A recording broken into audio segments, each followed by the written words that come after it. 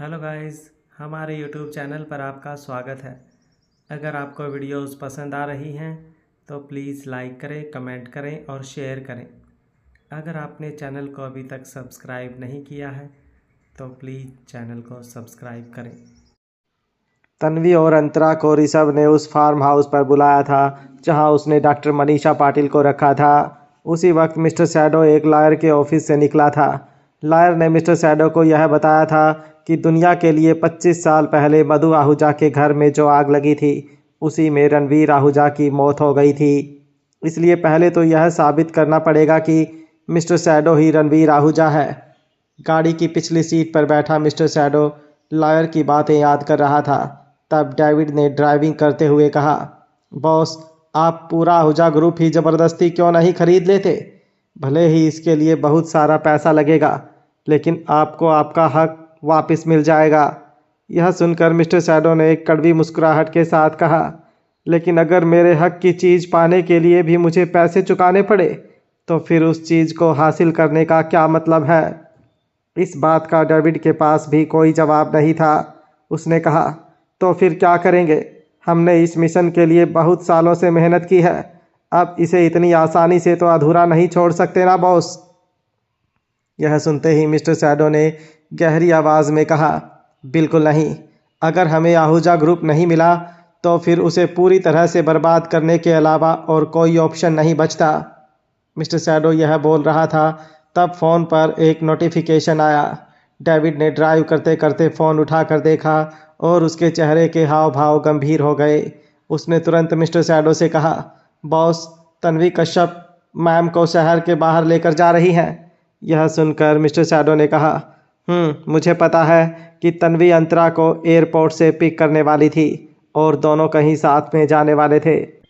David ने आगे कहा, लेकिन बॉस, मुझे लगता है कि वह लोग उसी लोकेशन की तरफ आगे बढ़ रहे हैं जहां ऋषभ मलिक ने डॉक्टर मनीषा पाटिल को रखा है। मिस्टर शैडो को पहले से पता था कि ऋषभ कार्गो शिप में मनीषा पाटिल को स्मगल करके फ्रांस से इंडिया लेकर आया था और जिस जगह पर ऋषभ ने मनीषा को बंधक बनाकर रखा था वहां अंतरा के जाने का क्या मतलब था, यह मिस्टर शैडो को अच्छी तरह समझ आ रहा था। मिस्टर शैडो को ख्याल आया कि उसकी और अंतरा की किस्मत लगभग एक जैसी ही थी। मिस्टर शैडो भी अपनी पिछली पीढ़ी से निपट रहा था और अंतरा भी अपनी पिछली पीढ़ी की क्रूरता का सामना कर रही थी। अगर एक लाइन में कहा जाए तो उन दोनों को उनके पेरेंट्स ने अकेला छोड़ दिया था। यह दुनिया ऐसे कैसी हो गई? बुरे लोग अच्छी खासी जिंदगी जी रहे थे, अमीर बन रहे थे और अच्छे और दयालु लोग दुखी हो रहे थे।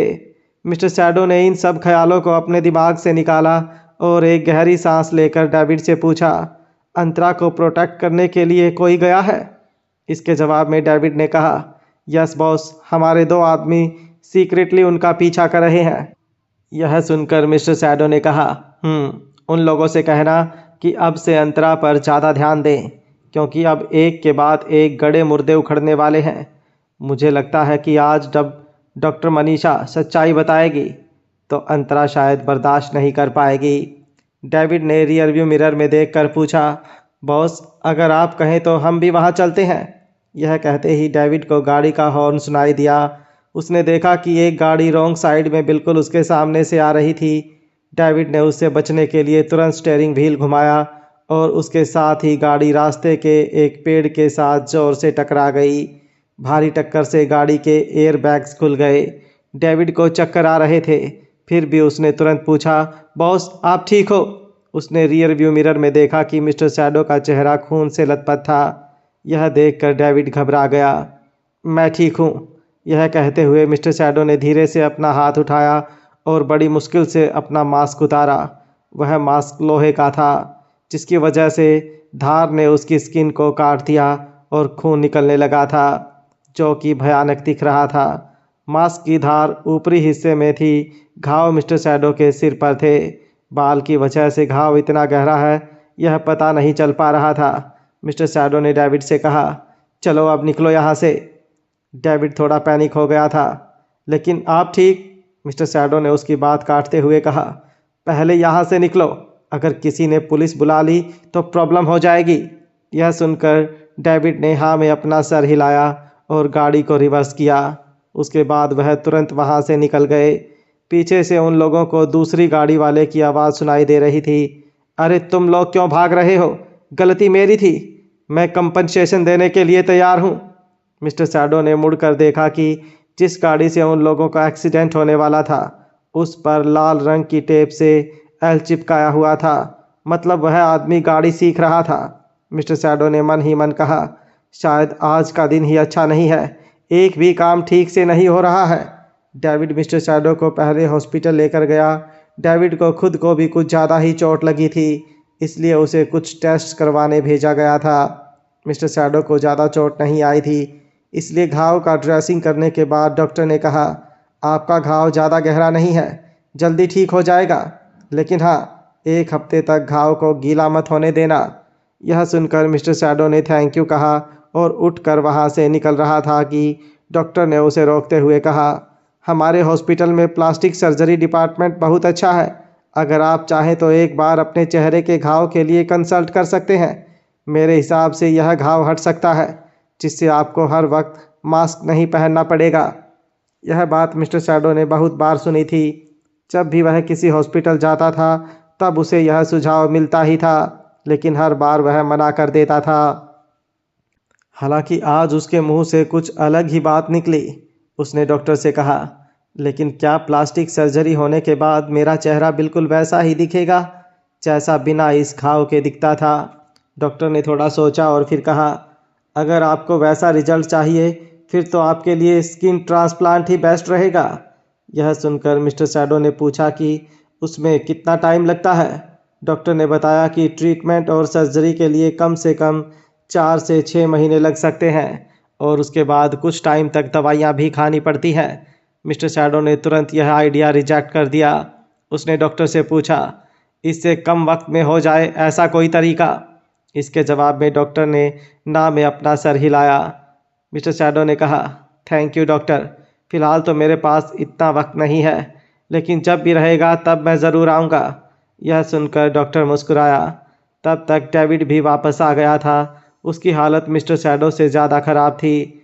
उसकी छाती पर चोट आई थी, जिसकी वजह से उसे बहुत दर्द हो रहा था। मिस्टर सैडो ने डेविड से पूछा, क्या कहा डॉक्टर ने? डेविड ने हंसते हुए कहा, कोई टेंशन वाली बात नहीं है, इंटरनल ऑर्गन्स तो ठीक है, बस एक छोटा सा फ्रैक्चर हुआ है। यह सुनकर मिस्टर सैडो ने कहा, ठीक है, तुम्हारी ट्रीटमेंट का जो भी खर्चा होगा वह हमारी कंपनी पे करेगी। डेविड मना नहीं कर पाया। उसे पता था कि उसका बॉस बहुत बड़े दिल वाला है। मिस्टर सैडो ने आगे कहा, डेविड, 3 दिन के अंदर आहूजा ग्रुप बैंकरप्ट हो जाना चाहिए। बाकी सारा काम छोड़कर सिर्फ एक काम पर लग जाओ, जो भी करना पड़े करो, लेकिन यह काम 3 दिन के अंदर हो जाना चाहिए। यह सुनते ही डेविड 1 मिनट के लिए चौंक गया। उसने पूछा, लेकिन बॉस 3 दिन में ही क्यों? मिस्टर सैडो ने जवाब में कहा, क्योंकि मैंने अंतरा से एक वादा किया था और वह वादा पूरा करने के लिए अब सिर्फ 3 दिन बचे हैं। मैं अपना वादा तोड़ नहीं सकता। डेविड ने अपनी दलील रखी, लेकिन बॉस, आहूजा ग्रुप कोई छोटी मोटी कंपनी नहीं है, उसे 3 दिन में बैंकरप्ट करना कैसे पॉसिबल होगा?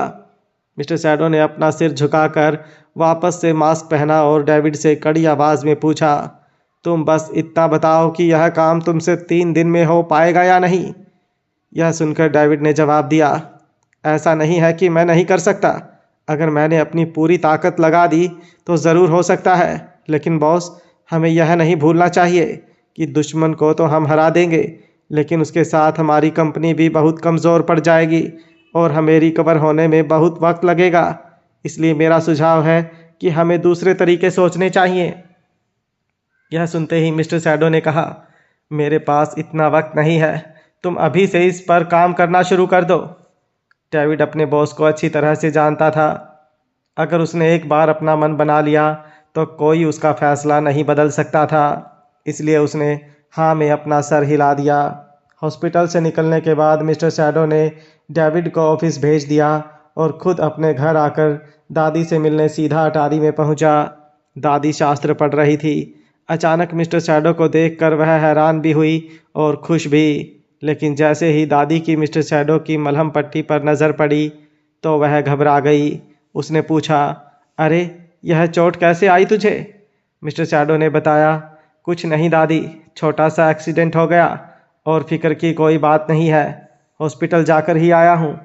यह सुनकर दादी को थोड़ी राहत मिली, हालांकि फिर भी उसके चेहरे पर फिक्र तो दिख रही थी। मिस्टर शैडो ने दादी के मूड को ठीक करने के लिए कहा, लगता है मेरे आने से आपको खुशी नहीं हुई। इसके जवाब में दादी ने कहा, ऐसा कभी हो सकता है, जब तू मेरी उम्र का होगा ना, तब पता लगेगा कि इस उम्र में कितना अकेलापन महसूस होता है। मुझे तो तुम लोगों के आने से खुशी मिलती है, लेकिन तू अकेला क्यों आया? अंतरा कहाँ है? मिस्टर शैडो ने बताया कि अंतरा को कुछ काम था, इसलिए वह नहीं आई।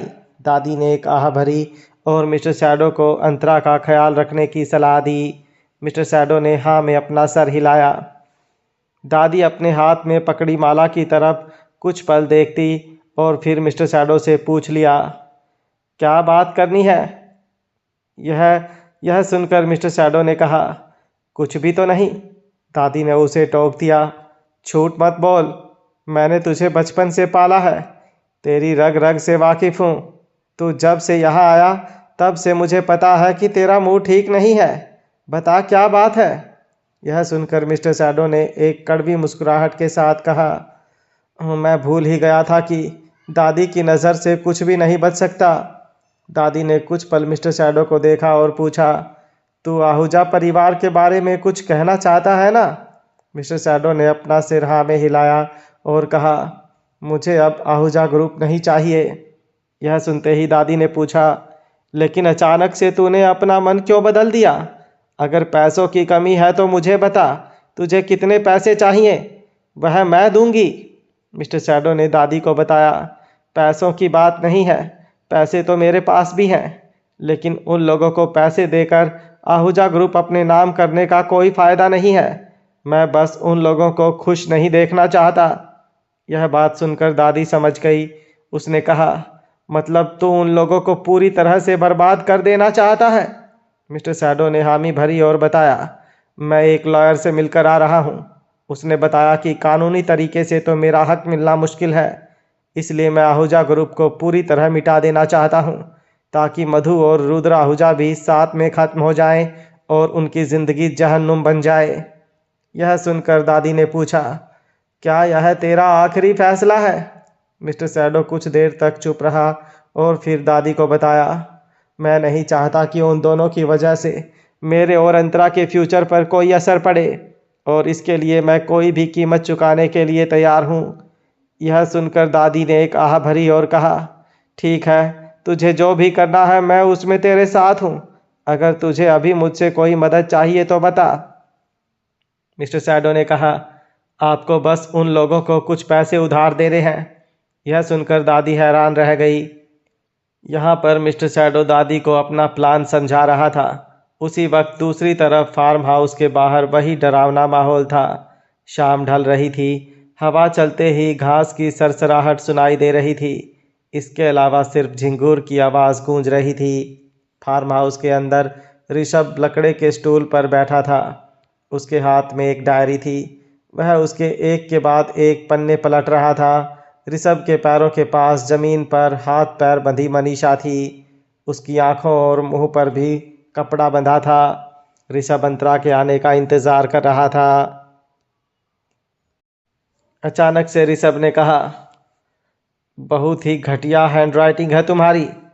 अरे हाँ, मैं तो भूल ही गया था कि डॉक्टर्स की हैंडराइटिंग ऐसी ही होती है। इतना बोलकर ऋषभ ने एक आवाज़ के साथ डायरी बंद की और आगे कहा, पर मानना पड़ेगा, तुमने एक बनिए की तरह अपनी पूरी ज़िंदगी का एक एक रुपये का हिसाब लिख कर रखा है, और यह हिसाब अब तक संभाल कर भी रखा है। मनीषा ने दबी हुई आवाज़ में उसने कहा, आखिर तुम मुझसे क्या चाहते हो? यह सुनकर ऋषभ ने नीचे झुककर मनीषा के मुंह पर बांधा कपड़ा खोला और मुस्कुराते हुए पूछा, तुम खुद ही गैस करो। थोड़ी देर सोचने के बाद मनीषा ने कहा, तुम ज़रूर मेरे किसी पेशेंट की फैमिली से होगे। कितना पैसा लिया था मैंने तुम लोगों से?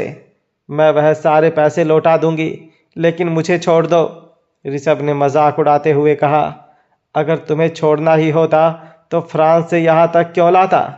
इसलिए अब यहाँ से जिंदा बाहर निकलने का ख्याल अपने मन से निकाल दो।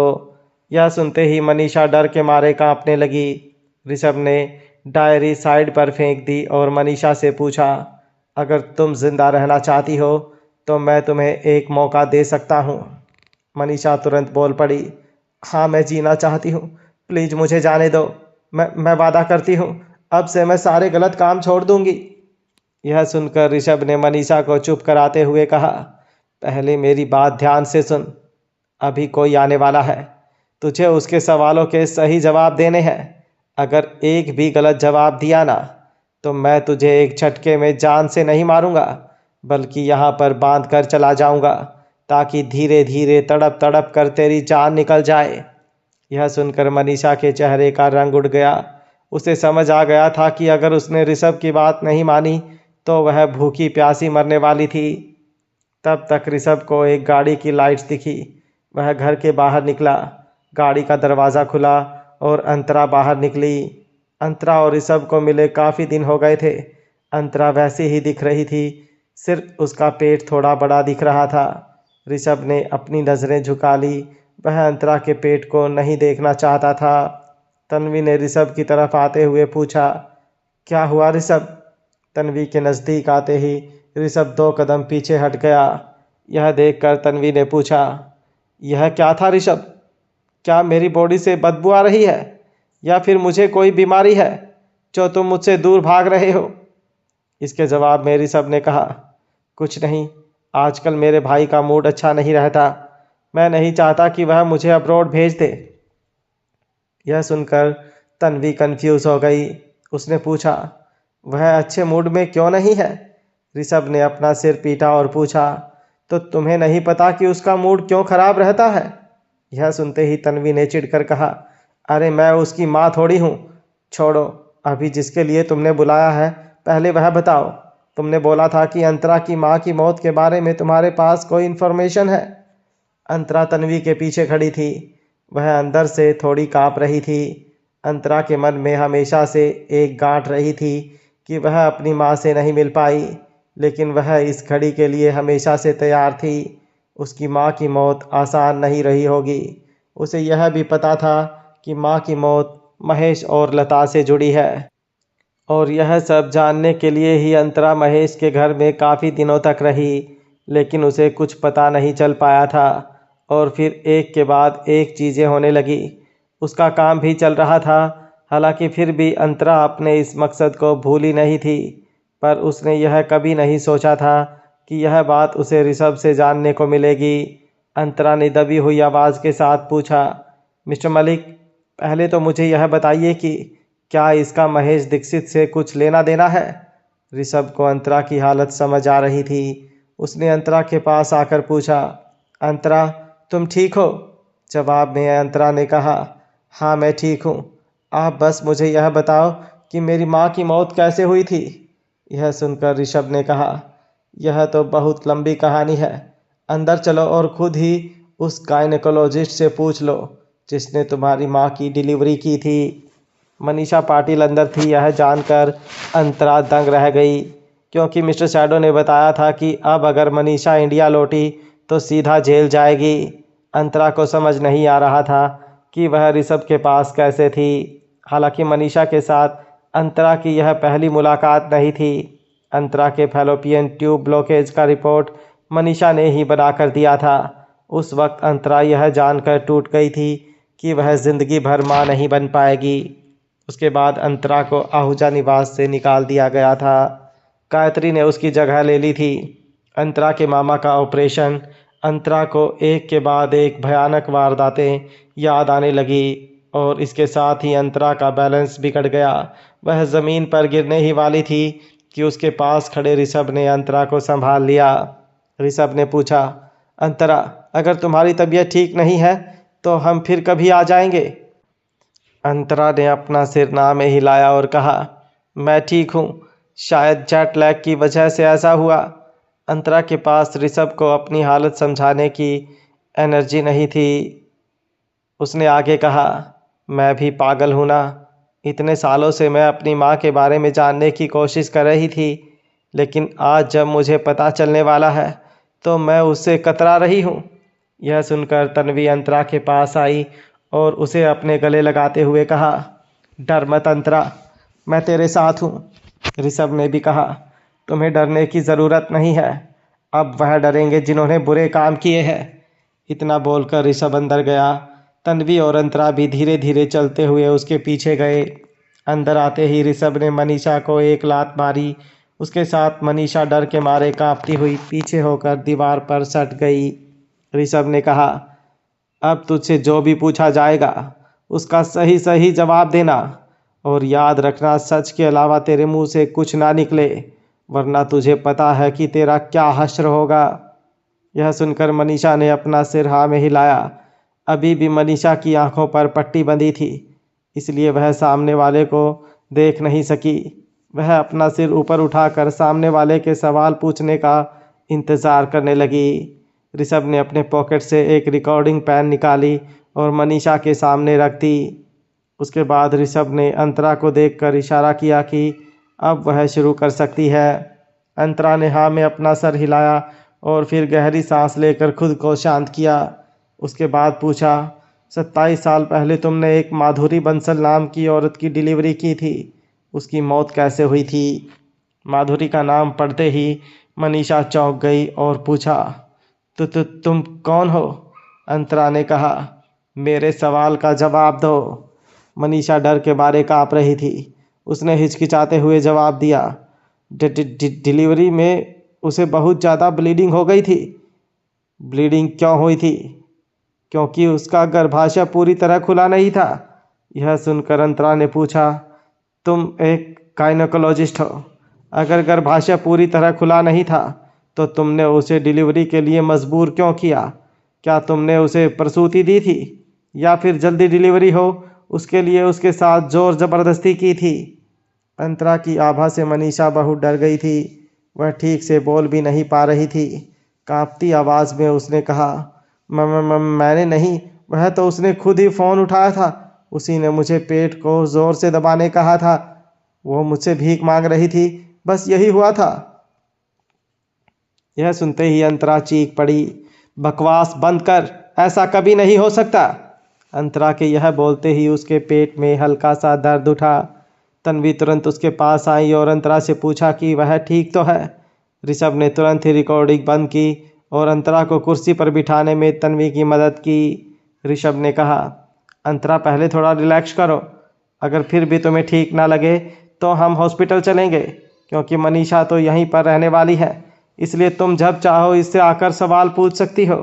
अंतरा ने अपनी आंखें बंद करके थोड़ी देर आराम किया, जब तक उसके पेट का दर्द कम हो गया था। उसने कहा, मैं ठीक हूँ। अंतरा को पता था कि ऋषभ कब तक मनीषा को यहाँ रख पाएगा, इसका कोई भरोसा नहीं है। अगर किसी को पता चल जाएगा तो बेवजह ऋषभ किडनैपिंग के चक्कर में फंस जाएगा और मनीषा भी हाथ से निकल जाएगी। इसलिए जो करना था आज ही करना था। अचानक मनीषा ने पूछा, अंतरा, तुम अंतरा दीक्षित हो? इसके जवाब में अंतरा ने कहा, हाँ डॉक्टर मनीषा, अब मुझे सच सच बता दो कि तुमने मेरी माँ के साथ क्या किया था।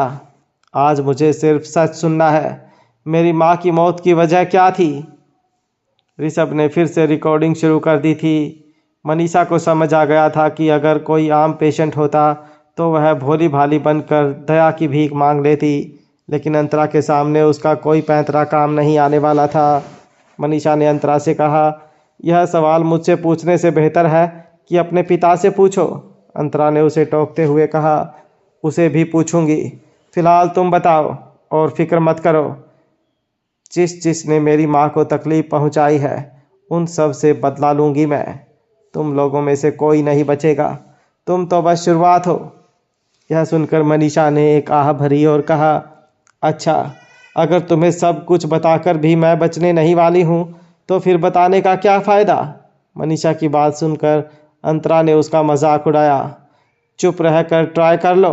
मनीषा ने खुद पर हंसते हुए कहा, मुझे पता है कि मैं बोलूँ या ना बोलूँ, मेरी मौत तो पक्की है, तो फिर मुझे डरने की क्या ज़रूरत है? दरअसल अंतरा, जवाब तो तुम अपने दिल में लेकर आई हो। तुम बस उस जवाब को मेरे मुंह से सुनना चाहती हो और मुझे यह भी पता है कि तुम लोग सबूत के तौर पर यह सब बातें रिकॉर्ड भी कर रहे हो। यह सुनकर अंतरा ने एक आह भरी और कहा, चलो जब तुम इतना समझ ही गई हो तो हम बिना कोई बहस किए मुद्दे पर आते हैं। मैं तुम्हें इतनी गारंटी दे सकती हूँ कि हम तुम्हें जान से नहीं मारेंगे। हालांकि तुमने जो गुनाह किए हैं उसकी सज़ा कानून तुम्हें ज़रूर देगा।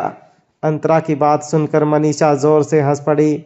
उसने कहा, अब अगर तुमने यह वादा कर दिया है तो मुझे कोई फिक्र नहीं है। और रही बात कानून की तो उसका मुझे ज़्यादा टेंशन नहीं है, क्योंकि मैं सालों से गलत काम करती आई हूँ, लेकिन मुझे कभी जेल नहीं जाना पड़ा, क्योंकि बहुत बार माफ़ी से काम चल जाता है और बहुत बार पैसों से। सिर्फ लता और महेश दीक्षित की वजह से मुझे परेशानी हुई है। वह लोग वहाँ ऐश कर रहे हैं और मैं यहाँ चूहे की तरह बिल में छुपी हूँ। यह तो नाइंसाफ़ी है ना। अंतरा ने गुस्से से कहा, अगर अब तुमने बोलना शुरू नहीं किया तो फिर तुम्हारा जो भी हाल होगा उसकी जिम्मेदार मैं नहीं हूँ। यह सुनते ही मनीषा घबरा गई और उसने बोलना शुरू किया। 27 साल पुरानी यह कहानी जो अंतरा ने सोची थी उससे अलग थी। मनीषा ने कुछ ऐसी भी बातें बताई जो अंतरा पहले से जानती थी। यह सब तब शुरू हुआ जब अंतरा की माँ प्रेग्नेंट थी।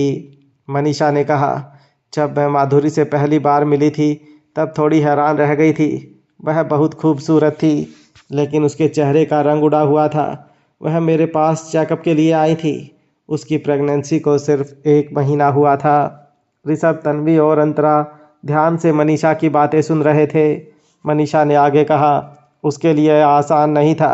शायद उसे अंदाज़ा हो गया था कि बच्चे का पिता उसे छोड़कर चला जाएगा। मुझे बाद में पता चला कि लता की शादी माधुरी के छोटे भाई के साथ हुई थी और फिर लता का महेश के साथ अफेयर हुआ था। मुझे माधुरी पर बहुत दया आती थी। हर बार वह चेकअप के लिए अकेली आती थी, क्योंकि उसे डर था कि अगर उसके पेट में लड़की होगी तो महेश उसे नहीं अपनाएगा। महेश हमेशा औरतों से ज़्यादा आदमियों को अहमियत देता है। हालांकि जब उसके मतलब की बात होती है तो वह अपने इस स्वभाव को बदल लेता है।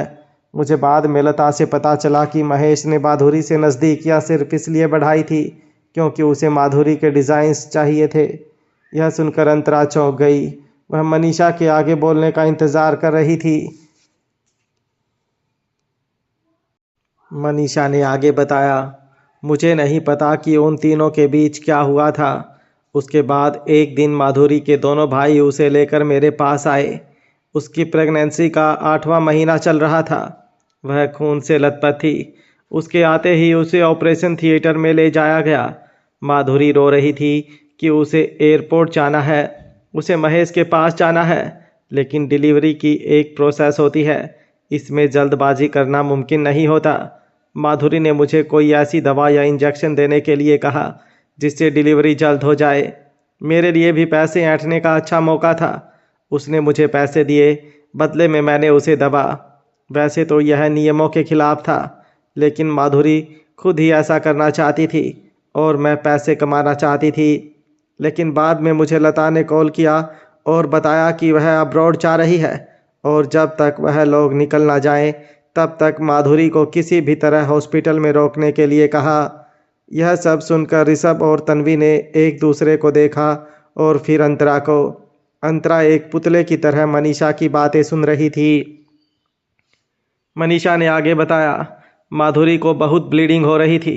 उसने जल्दबाजी में डिलीवरी तो कर दी थी, लेकिन इतना सारा खून बह जाने की वजह से वह बेहोश हो गई थी। मुझे डर लगने लगा था कि अगर वह मेरे ऑपरेशन थिएटर में मर गई तो सारा इल्ज़ाम मुझ पर आ जाएगा, इसलिए मैं उसे बचाना चाहती थी।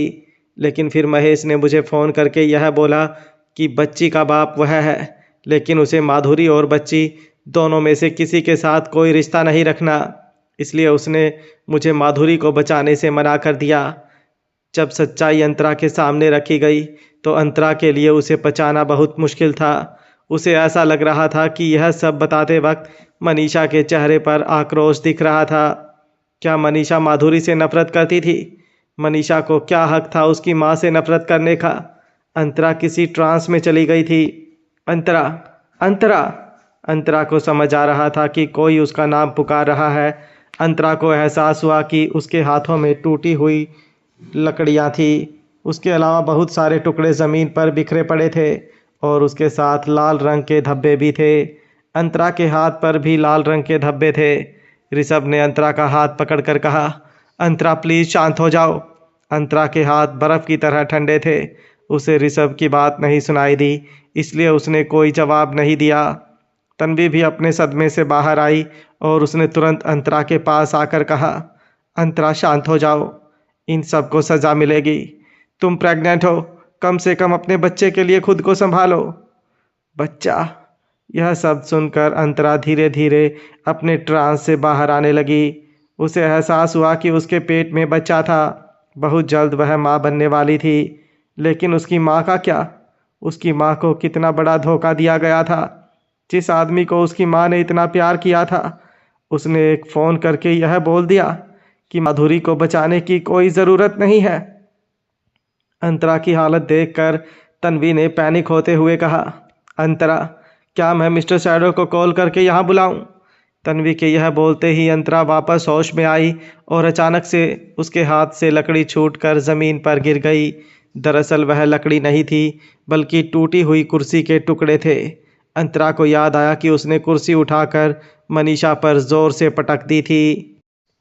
अब भी अंतरा के दिमाग में मनीषा के आखिरी शब्द गूंज रहे थे। मनीषा कह रही थी, माधुरी ने मुझे बताया कि उसे अपनी जान की परवाह नहीं है, मैं बस उसकी बेटी को बचा लूं। वह मुझसे भीख मांग रही थी। उसने मुझसे वादा किया कि अगर मैं उसकी बेटी को बचा लूँगी तो वह उसके पास जितने पैसे हैं वह सब मुझे दे देगी, और इसके लिए उसने अपना एटीएम कार्ड और उसका पिन नंबर दोनों मुझे दिए थे। मुझे लगा था कि माधुरी जैसी एक गरीब स्टूडेंट के पास कितने पैसे होंगे, लेकिन जब मैंने चेक किया तो उसके अकाउंट में लगभग 40,000 रुपये थे। उस वक्त 40,000 कोई छोटी कीमत नहीं थी। मैंने सारे रुपए निकाल लिए और अपने अकाउंट में डिपॉजिट कर दिए, और उन पैसों से मैंने वह सारी चीज़ें खरीदी जो मैं अपनी सैलरी से नहीं खरीद सकती थी। और रहा बच्ची का सवाल, तो उसकी मुझे इसलिए कोई फ़िक्र नहीं थी क्योंकि वो 8 महीने में पैदा हुई थी, इसलिए मुझे यकीन था कि वह भी ज़िंदा नहीं बचेगी। मैंने बच्ची को माधुरी के बेड पर रख दिया, जो कि पूरा खून से सना हुआ था।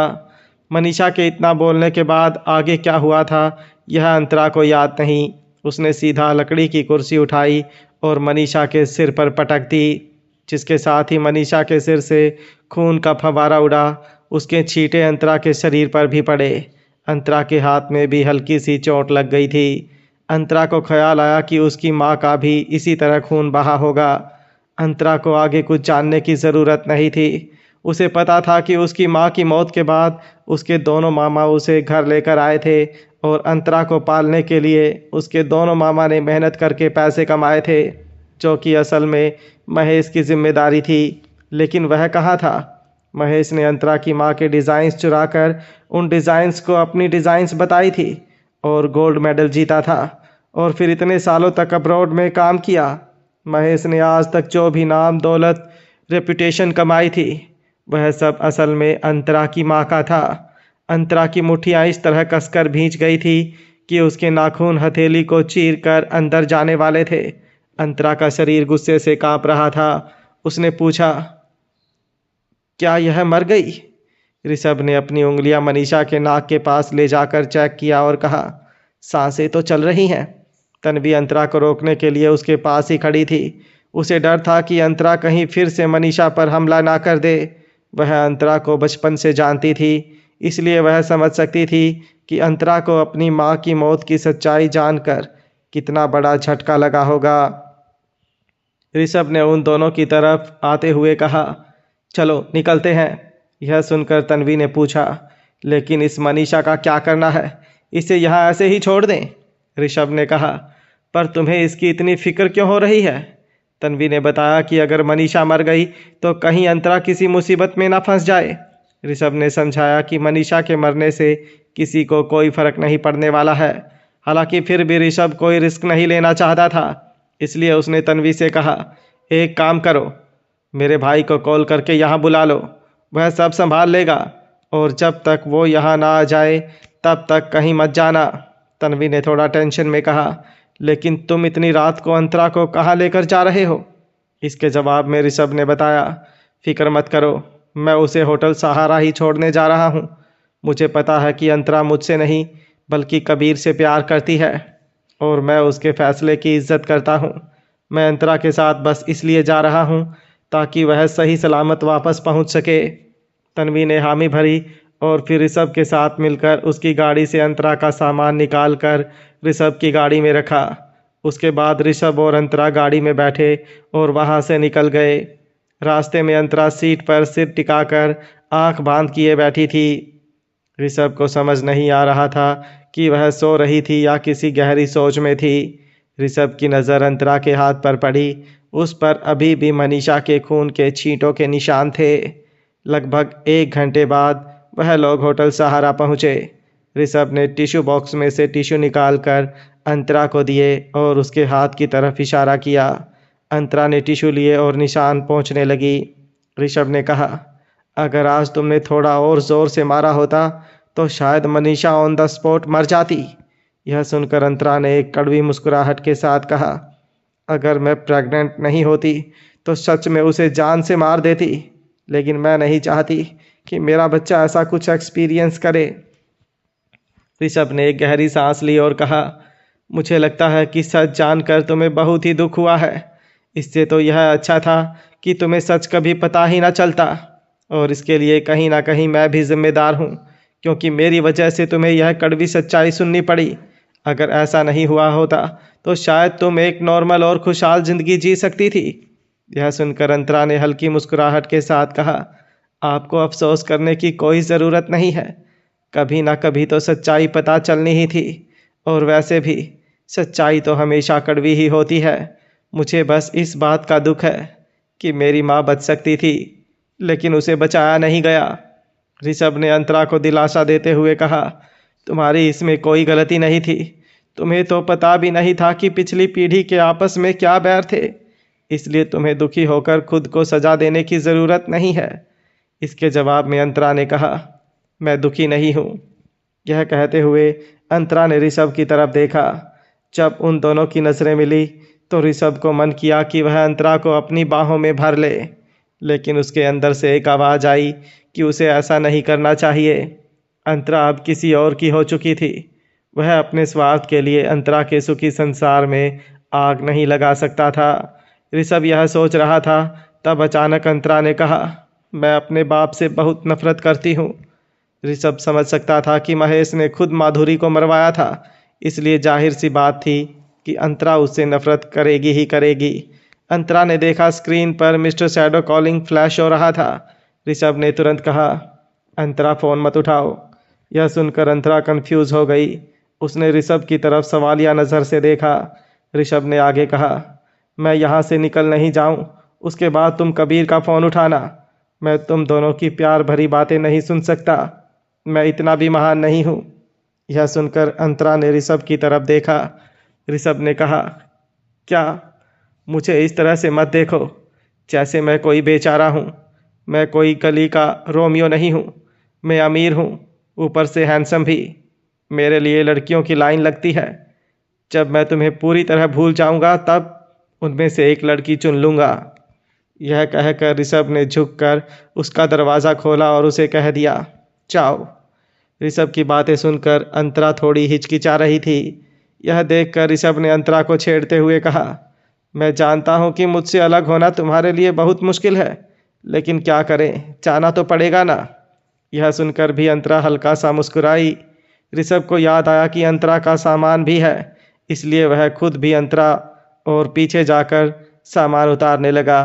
तब तक अंतरा भी उतर गई।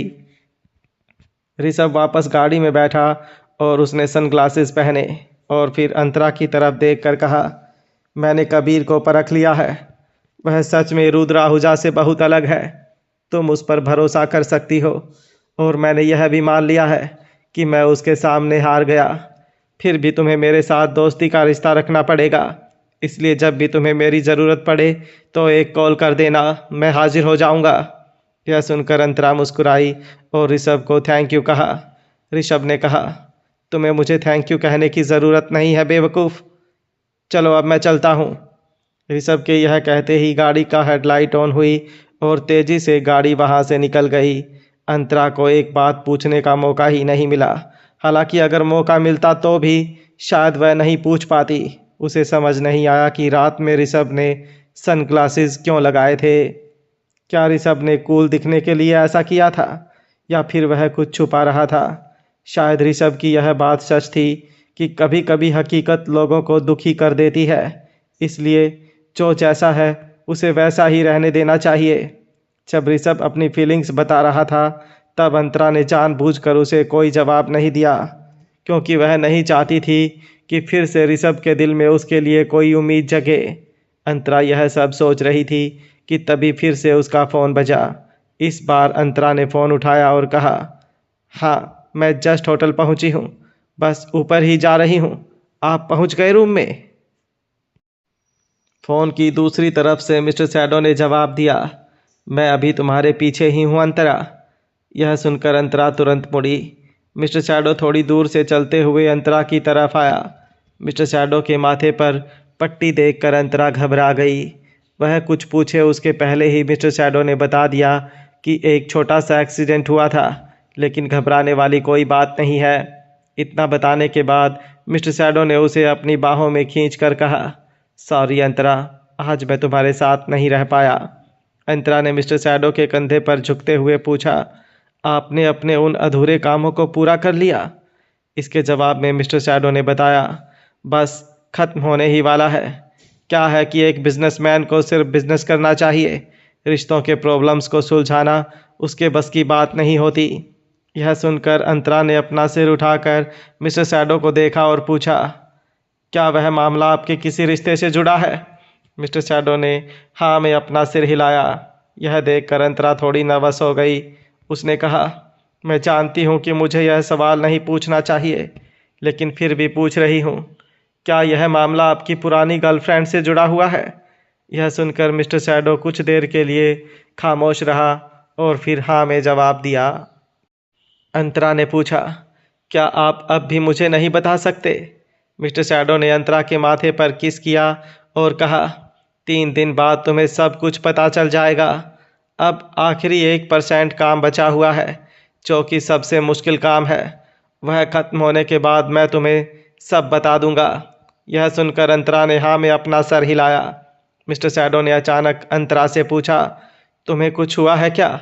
इसके जवाब में अंतरा ने कहा, मेरा हाथ थोड़ा दर्द कर रहा है। मिस्टर शैडो ने देखा कि अंतरा के हाथ पर हल्की सी चोट लगी थी। उसने अंतरा को डॉक्टर के पास चलने के लिए कहा। हालांकि अंतरा ने मना किया और बताया कि वह तो मामूली चोट है, कुछ दिनों में अपने आप ठीक हो जाएगी। हालांकि फिर भी मिस्टर शैडो को अंतरा की फिक्र हो रही थी। उसने अंतरा के पेट पर अपनी हथेली रखी और पूछा, बेबी तो ठीक है ना? जवाब में अंतरा ने कहा, मैं शायद आज कुछ ज़्यादा ही इमोशनल हो गई थी, इसलिए मेरे पेट में हल्का दर्द हो रहा है। शायद बेबी मुझे इस तरह से दिलासा दे रहा होगा। मिस्टर शैडो ने अंतरा को गले लगाया और कहा कि पहले घर चलते हैं। यह कहकर उसने अंतरा का सामान उठाया। अंतरा ने पूछा, आज आपको अपने घर नहीं जाना है? यह सुनकर मिस्टर शैडो ने कहा, मैं अपने घर बहुत कम जाता हूँ। अगर तुम्हें घर वालों से मिलवाना नहीं होता तो शायद मैं पिछले दिनों वहाँ पर रहता भी नहीं। पापा और दादी को इस बात की आदत है। दादी का नाम सुनकर अंतरा ने उनकी तबीयत पूछी। मिस्टर शैडो ने बताया कि अब दादी की तबीयत काफ़ी अच्छी है, वह अपने परपोते का इंतज़ार कर रही है। यह जानकर अंतरा मुस्कुराई। यह सब बातें करते करते वह लोग लिफ्ट तक पहुंच गए। लिफ्ट में जाने के बाद अंतरा ने कहा, मिस्टर शैडो। वह आगे कुछ कहे उसके पहले मिस्टर शैडो ने उसे टोका, तुमने मुझे क्या बुलाया? अंतरा ने शर्माते हुए धीमी आवाज़ में कहा, अभी मैंने आपको बहुत मिस किया। यह सुनकर मिस्टर शैडो को काफ़ी अच्छा लगा। उसके होठों पर मुस्कुराहट आ गई। तब तक 6ठे फ्लोर पर लिफ्ट का दरवाज़ा खुला और वो दोनों बाहर निकले। रूम नंबर 607 में कदम रखते ही अंतरा को एक अलग ही सुकून मिला। मिस्टर शैडो ने अंतरा का हाथ पकड़ा और सोफे पर बैठकर अंतरा को अपनी गोद में बिठाया और फिर उसके बाल ठीक करते हुए पूछा, मुझे ऐसा क्यों लग रहा है कि तुम ठीक नहीं हो? अंतरा ने मिस्टर शैडो के कंधे पर अपना सिर रखा और कहा, मगर मैं ठीक हो जाऊंगी। इतना कहकर अंतरा ने अपने दिल की तरफ इशारा करते हुए आगे कहा, मुझे यहाँ दर्द हो रहा है। आप ठीक कहते हैं, मुझे अपना गुस्सा निकाल कर ही सुकून मिलेगा। मिस्टर शैडो मुस्कुराया और कहा, लेकिन तुमने आज बहुत बहादुरी का काम किया है। मनीषा बुरी तरह से घायल हुई है। यह सुनते ही अंतरा ने अपना सिर उठाया और पूछा, आज क्या क्या हुआ, आपको सब पता है? जवाब में मिस्टर शैडो ने कहा, मैंने तुमसे कहा था ना, तुमसे जुड़ी हर बात मुझे पता रहती है। यह सुनकर अंतरा कहने लगी, कभी कभी तो मुझे लगता है कि कहीं आपने मेरी किसी चीज़ में कैमरा तो नहीं लगाया है जिससे आपको हर जगह का लाइव ब्रॉडकास्ट मिले। अंतरा के यह बोलते ही मिस्टर शैडो ने टॉपिक बदलते हुए कहा, अगर मुझे सब कुछ लाइव देखने को मिलता तो मैं गिनती भी कर सकता था कि ऋषभ ने आज तुम्हारा हाथ कितनी बार पकड़ा था। यह सुनते ही अंतरा ने तुरंत सफाई दी, उसे हाथ पकड़ना नहीं कहते, वह तो मेरे हाथ में चोट लगी थी इसलिए उसने ऐसा किया। यह सुनकर मिस्टर शैडो ने ज़्यादा बहस नहीं की और सिर्फ इतना कहा, मैं जानता हूँ।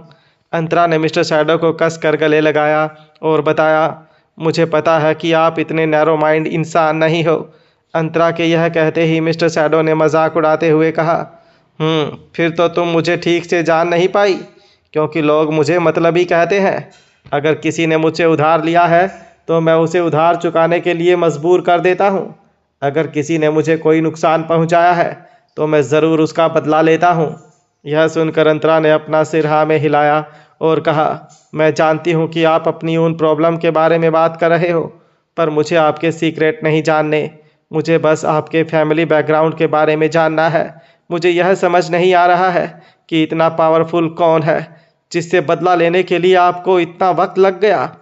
अंतरा की इस बात ने मिस्टर शैडो को चुप करा दिया।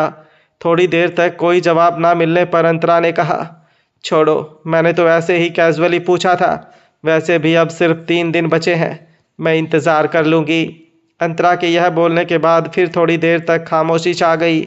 अचानक मिस्टर शैडो ने कहा, अभी के लिए मैं तुम्हें सिर्फ इतना बता सकता हूँ कि दुश्मन ने उन लोगों को दुख पहुँचाया था जो मेरे लिए बहुत खास थे।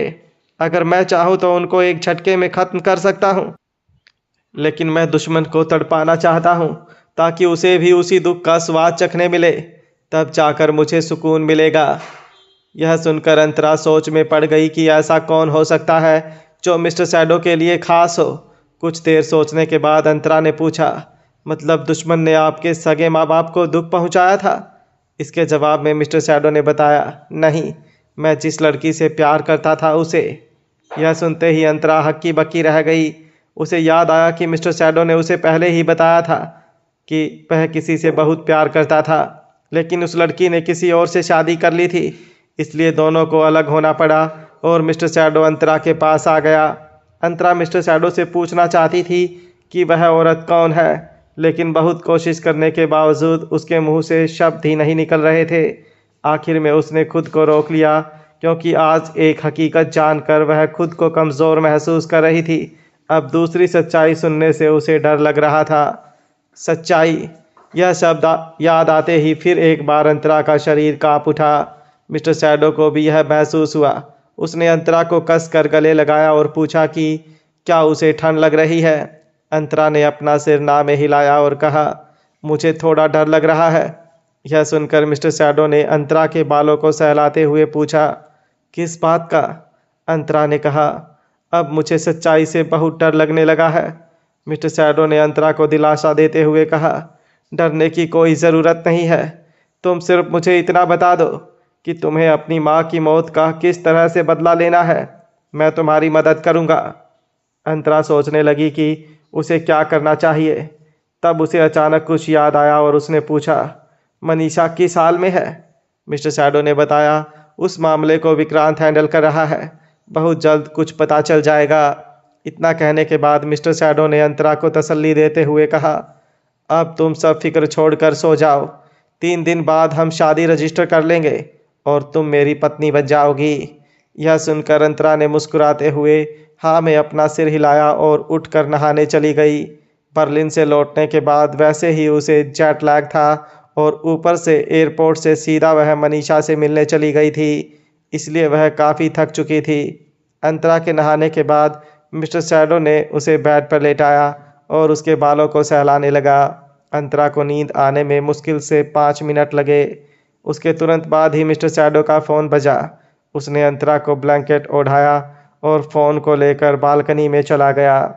मिस्टर शैडो के फ़ोन उठाते ही सामने से विक्रांत ने कहा, मनीषा ठीक है, फिक्र की कोई बात नहीं है। डॉक्टर ने बताया कि घाव काफ़ी गहरा है, फिर भी उसकी जान को कोई खतरा नहीं है। यह सुनकर मिस्टर शैडो ने विक्रांत को थैंक यू कहा। विक्रांत ने आगे कहा, वैसे अंतरा बड़ी बेरहम है। मनीषा को 15 टाके आए हैं। जब मैं फार्म हाउस पहुंचा तब फर्श पर काफ़ी खून पड़ा था। मनीषा बेहोश पड़ी थी। अगर मनीषा की मौत हो गई होती तो प्रॉब्लम हो सकती थी। मिस्टर शैडो ने सिगरेट चलाई और फिर एक गहरी सांस लेने के बाद अपने मुंह से सफ़ेद धुआं निकालते हुए कहा, अगर मर भी जाती तो क्या फ़र्क पड़ने वाला था। वैसे भी ऐसे इंसान को आज नहीं तो कल मरना ही है। यह सुनकर विक्रांत ने कहा, हाँ पर तुम्हें एक बात का ख्याल रखना है। अंतरा भले ही गुस्सा करे लेकिन तुम्हें शांत रहना पड़ेगा। बहुत जल्द हम अपने मकसद में कामयाब होने ही वाले हैं। रुद्र आहूजा ने एक बैंक में लोन के लिए अप्लाई किया है। अब उसका अंत ज़्यादा दूर नहीं है। बहुत जल्द वह बर्बाद हो जाएगा और अपनी माँ के साथ रास्ते पर आ जाएगा। तब जाकर तुम्हारी और अंतरा की ज़िंदगी सही मायने में शुरू हो पाएगी। मिस्टर शैडो ने जवाब में कहा, पर पता है अब मुझे बेचैनी होने लगी है। यह सुनते ही विक्रांत ने पूछा, क्यों? तुम्हें तो हमेशा से इस पल का इंतज़ार रहा था कि कब तुम मास्क उतार कर अंतरा को अपना असली चेहरा दिखा सको। विक्रांत ने छेड़ते हुए कहा, तुम्हारे मुंह से मैंने पहली बार डर शब्द सुना है। इसके जवाब में मिस्टर शैडो ने बताया, मैं झूठ नहीं बोल रहा हूँ।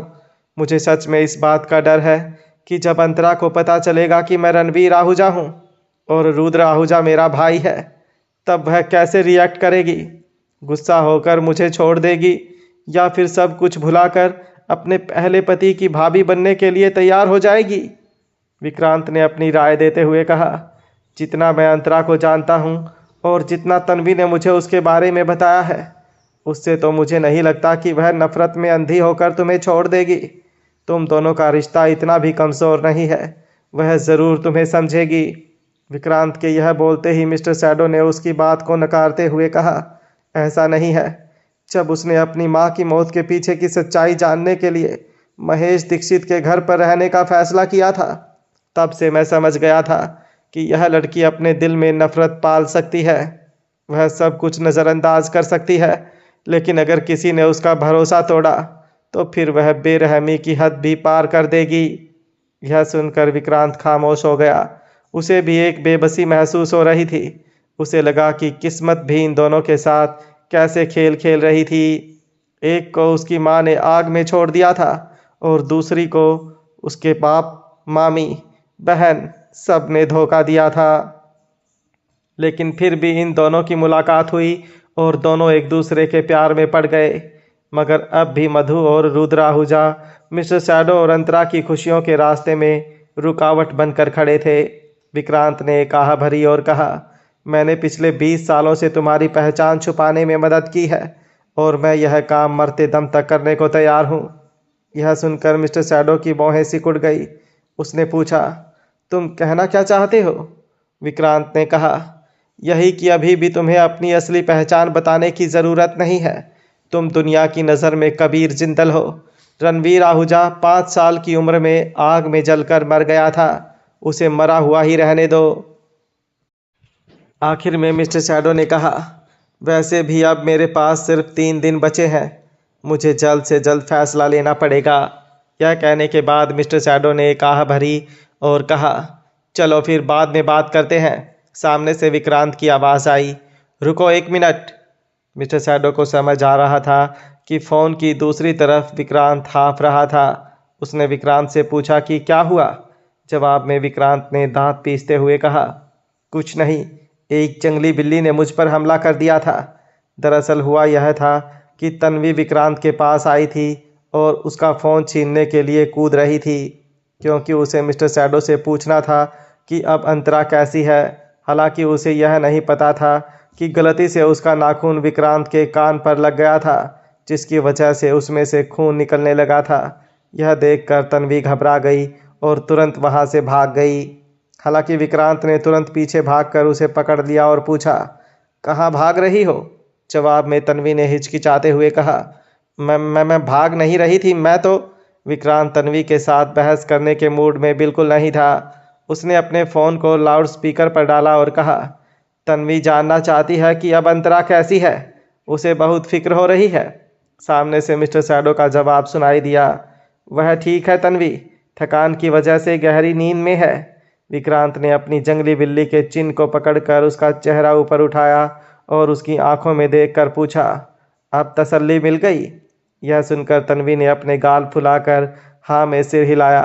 उसी के साथ विक्रांत ने उसे छोड़ दिया और फ़ोन पर कहा, बाद में बात करते हैं।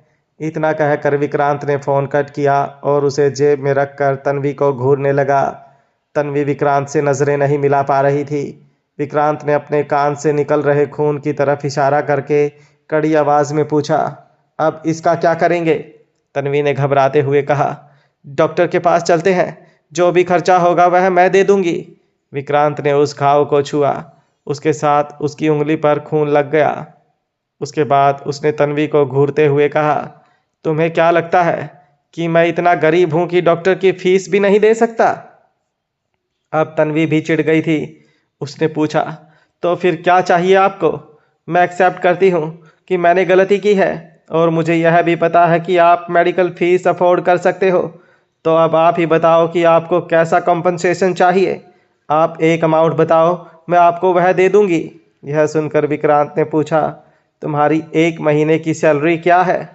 विक्रांत का सवाल सुनकर तन्वी ने चिढ़ते हुए कहा, मुझे पता था, बात घूम फिर कर सैलरी काटने पर ही आएगी।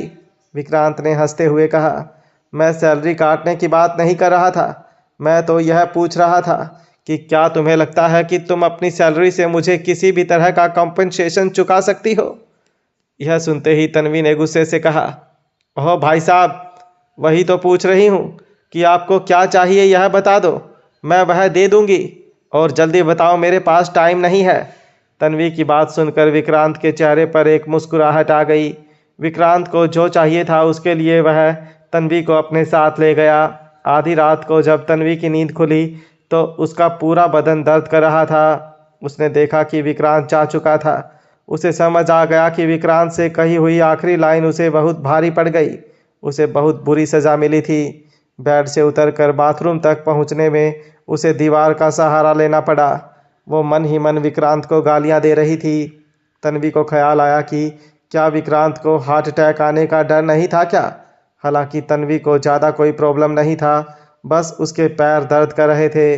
और रही सेक्स की बात, तो वैसे भी तन्वी वर्जिन नहीं थी, इसलिए उसका कोई खास नुकसान नहीं हुआ था।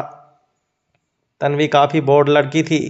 बाथरूम से बाहर आकर उसने विक्रांत को एक मैसेज भेजा, तुम्हारे साथ मैंने अपनी वर्जिनिटी लूज़ की है, अब तुम्हें इसकी जिम्मेदारी लेनी पड़ेगी।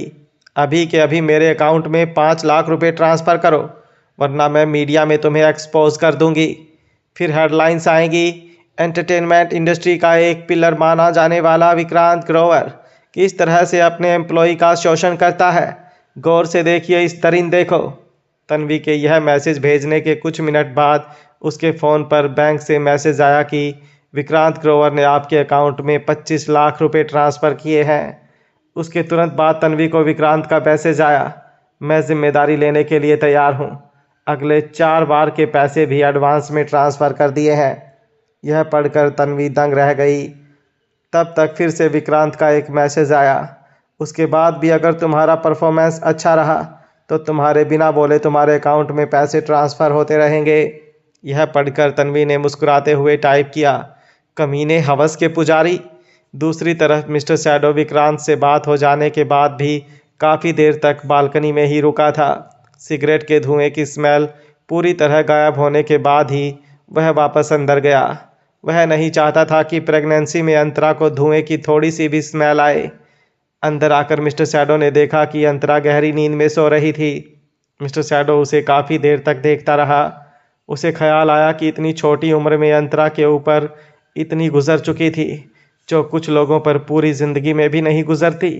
अंतरा की ज़िंदगी में बस एक ही उम्मीद थी कि एक दिन उसका पिता आएगा और उसे गले लगाकर अपने साथ लेकर जाएगा।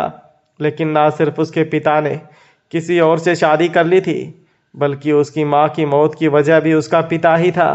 अंतरा यह कैसे बर्दाश्त कर सकती थी? मिस्टर शैडो को ख्याल आया कि वह और अंतरा दोनों एक जैसे थे। दोनों को उसके माँ बाप अकेला छोड़कर चले गए थे, लेकिन फिर भी दोनों के हालात थोड़े अलग थे। दोनों ही अपनी अपनी मुश्किलों के सामने डटे रहे। हालांकि मिस्टर शैडो के पास जिंदल परिवार जैसा मजबूत सहारा था, लेकिन अंतरा के पास कोई सहारा नहीं था। उसके पास सिर्फ उसके बीमार मामा और अनगिनत मुश्किलें थी। मिस्टर शैडो ने एक आह भरी और धीरे से ब्लैंकेट उठाकर अंतरा के पास सरका। उसके बाद अंतरा को अपने हाथ पर खींच लिया। मिस्टर शैडो को लगा कि अंतरा का वजन कम हो गया था। उसके हाथ पतले लग रहे थे। अंतरा की आंखों पर भी हल्के से डार्क सर्कल दिख रहे थे। वह वाकई में बहुत थक गई थी। अंतरा ने नींद में हल्की सी आंखें खोली और मिस्टर शैडो को अपने पास देखकर उसकी बाहों में एक सुकून के साथ वापस सो गई। मिस्टर शैडो ने अंतरा के माथे को चूमा और अपनी आंखें बंद कर ली। अंतरा अगले 3 दिन तक सोती रही। बीच में कभी उठकर वह पानी पी लेती थी तो कभी थोड़ा बहुत खा लेती थी। हर बार मिस्टर शैडो उसे जगाकर सहारा देकर बिठाता था और उसके खाने पीने के बाद उसे वापस सुला देता था। हालांकि यह सब करते वक्त भी अंतरा नींद में ही रहती थी। जब अंतरा की नींद खुली और उसने वक्त देखा तो शाम के 4 बज रहे थे। रूम में वह अकेली थी। उसे लगा कि शायद मिस्टर शैडो अभी तक ऑफिस से लौटा नहीं होगा। बेडरूम के पर्दे बंद थे। काफ़ी देर तक अंतरा बेड पर पड़ी रही। होटल सहारा का यह रूम उसकी फेवरेट जगह थी, जहां गुजारे हुए पिछले कुछ महीने उसकी ज़िंदगी के सबसे खुशहाल लम्हे थे। यहाँ रहते हुए उसे किसी बात की टेंशन नहीं रहती थी। ना उसे अपने मामा के इलाज के खर्चे की फिक्र रहती थी और ना ही अपनी सास मधु की तानाशाही की। ना उसे गायत्री की पढ़ाई के खर्चे का टेंशन था और ना ही पार्ट टाइम जॉब ढूंढने का। यहाँ वो सिर्फ अंतरा थी। उसे बस मिस्टर शैडो के लिए खाना बनाना था और फिर उसके वापस आने का इंतज़ार करना रहता था। और फिर रात को वह एक दूसरे से प्यार करते थे। हालांकि अभी मामला थोड़ा उल्टा हो गया था। अंतरा ने देखा कि बेड के पास वाले टेबल पर उसके लिए खाना रखा हुआ था। अंतरा उठकर बैठ गई और अंगड़ाई लेते हुए बेड से उतरकर बाथरूम में गई। नहाकर वापस आने के बाद उसने खाने की प्लेट उठाई और हॉल में आकर टीवी ऑन किया। खाते खाते वह चैनल्स बदल रही थी। आखिर में एक न्यूज़ चैनल पर वह रुक गई। न्यूज़ में दिखा रहे थे कि किसी जगह पर सुनामी आई थी और उसमें काफ़ी सारे लोग मर गए थे। उसके बाद वाली न्यूज़ चैनल पर दिखा रहे थे कि कहीं पर शूट आउट हुआ था और उसमें भी कई लोगों की मौत हो गई थी। फिर से अंतरा ने चैनल बदला और वो दंग रह गई। इस न्यूज़ चैनल पर आहूजा ग्रुप की ऑफिस बिल्डिंग दिख रही थी, जो कि सील की जा रही थी। काफ़ी सारे लोग बिल्डिंग के गेट के बाहर खड़े थे। ऐसा लग रहा था कि वह आहूजा ग्रुप के एम्प्लॉयज़ थे। वह लोग प्ले कार्ड्स और बैनर लेकर खड़े थे और अपनी सैलरी की मांग कर रहे थे। अंतरा को समझ नहीं आया कि क्या आहूजा ग्रुप अब एम्प्लॉयज़ की सैलरी भी नहीं दे पा रहा था। ऊपर से बिल्डिंग भी सील कर दी गई थी। अभी कुछ टाइम पहले तो आहूजा ग्रुप नीरज कश्यप के साथ कंपटीशन में शॉपिंग मॉल बनाने वाले थे, तो अचानक से क्या हो गया? अंतरा सोच में पड़ गई कि वह सिर्फ कुछ दिन के लिए बर्लिन गई थी और इस बीच में सब कुछ इतना बदल कैसे गया। अंतरा ने तुरंत तन्वी को कॉल किया और मामले के बारे में पूछा। तन्वी ने हिचकिचाते हुए कहा, यार वह क्या है कि मैं फ़ोन पर ठीक से समझा नहीं पाऊंगी। मैं तुझे मिलने आती हूँ, फिर बात करते हैं। यह सुनकर अंतरा सोच में पड़ गई। शाम का वक्त था और मिस्टर शैडो कब तक आने वाला था उसका उसे कोई आइडिया नहीं था। अंतरा ने पूछा, लेकिन तू अभी है कहाँ? जवाब में अंतरा ने कहा, मैं ऑफिस में हूँ। एक्चुअली मेरा और आकर्ष का इंटरव्यू था। यह सुनकर अंतरा ने सीधा कह दिया, कोई बात नहीं, तू अपना काम डिस्टर्ब मत कर, मैं वहाँ आती हूँ। वैसे विक्रांत भी ऑफिस में ही है क्या? तन्वी ने मना किया कि वह ऑफिस में नहीं है। अंतरा ने तन्वी को उसका इंतज़ार करने के लिए कहा और बताया कि वह टैक्सी लेकर पहुंच रही है। तन्वी ने कहा, लेकिन तू प्रेग्नेंट है, टैक्सी से आना तेरे लिए सेफ नहीं है। उन दोनों की बातें चल रही थी। तब अंतरा के फ़ोन पर एक कॉल वेटिंग में आ रहा था। यह देखकर अंतरा ने तुरंत तन्वी से कहा, मिस्टर शैडो का कॉल वेटिंग में आ रहा है, मैं तुझे बाद में कॉल करती हूँ।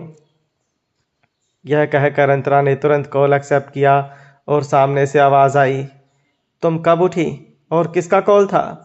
जवाब में अंतरा ने कहा, तन्वी का। दरअसल मैंने न्यूज़ देखी, आहूजा ग्रुप की बिल्डिंग सील कर दी गई है, इसलिए मैं तन्वी से मिलकर जानना चाहती थी कि जब मैं बर्लिन में थी तब अचानक से ऐसा क्या हो गया कि। अंतरा अपनी बात पूरी करे उसके पहले मिस्टर शैडो ने उसे रोकते हुए कहा, कहीं जाने की ज़रूरत नहीं है, मैं तुम्हें बताता हूँ। मिस्टर शैडो की आवाज़ शांत थी। उसने कहा, रुद्र ने अलग अलग ज़मीनें खरीदने के लिए काफ़ी सारे बैंक से लोन लिया था, लेकिन वह लोन चुका नहीं पाया, इसलिए उसकी सारी प्रॉपर्टीज़ को सील कर दिया गया और आहूजा ग्रुप को बैंकरप्ट डिक्लेयर कर दिया गया है। अमाउंट इतना बड़ा है कि रुद्र की सारी गाड़ियाँ, घर, सब कुछ बैंक ने अपने कब्जे में ले लिया है और उसकी नीलामी होने वाली है। उसका सब कुछ नीलाम होने के बाद भी शायद उस पर कर्ज रहेगा। अब रुद्र आहूजा एक गरीब आदमी है। यह सुनकर अंतरा ने एक गहरी सांस ली। मिस्टर शैडो ने आगे कहा, सिर्फ यही नहीं, रुद्र की मां मधु आहूजा पर भी ट्रैवल बैन है, मतलब वह मुंबई से बाहर नहीं जा सकती। यह सुनकर अंतरा को समझ नहीं आया कि मधु पर क्यों ट्रैवल बैन है। उसने पूछा, लेकिन आहूजा ग्रुप की हर एक प्रॉपर्टी तो रुद्र के नाम है, तो फिर मधु का इससे क्या लेना देना? मिस्टर शैडो ने अंतरा को बताया, सुनने में आया है कि रुद्र का उधार चुकाने के लिए मधु ने खुद कुछ इन्वेस्टर से पैसे उधार लिए थे और इसके अलावा कुछ आम लोगों को 1 साल में पैसा डबल करने का लालच देकर उनसे भी पैसे लिए थे। जब लोगों को पता चला कि आहूजा ग्रुप बर्बाद हो चुका है तो उनमें से 1-2 लोगों की सदमे से मौत हो गई, क्योंकि वह पैसे उन लोगों की ज़िंदगी भर की सेविंग्स थी। मधु उन पैसों का इस्तेमाल करके अपने बेटे को जेल जाने से बचाना चाहती थी। यह सब सुनकर अंतरा को समझ नहीं आ रहा था कि उसे खुश होना चाहिए या नहीं।